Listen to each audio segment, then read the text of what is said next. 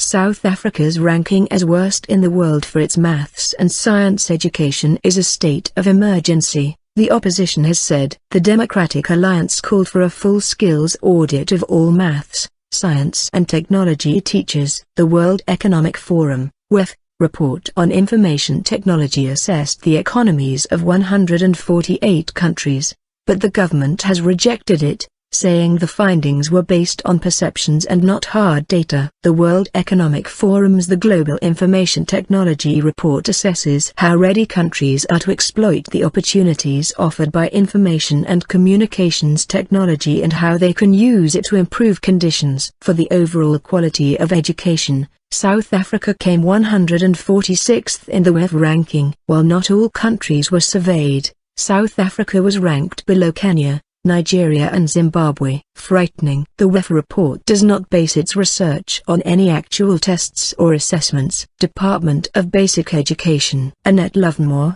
Shadow Minister for Basic Education, said her government counterpart, Angie Motshekga, should answer questions in Parliament about the worsening state of education. It is deeply disturbing. Not only are we failing hundreds of thousands of learners in our schools, but we are certainly failing our economy that needs the skills that maths and science produce. South Africa's Eyewitness News quotes Ms. Lovemore as saying. Ms. Motshekga's Department of Basic Education dismissed the report as based on interviews conducted with business sector executives. The WEF report does not base its research on any actual tests or assessments done by learners. They do not in any way interact with learners in the system or any credible education institutions to get their data. The statement said, credible international assessments into the state of mathematics, science and technology education in South Africa have consistently shown an improvement in the performance of the country in this regard,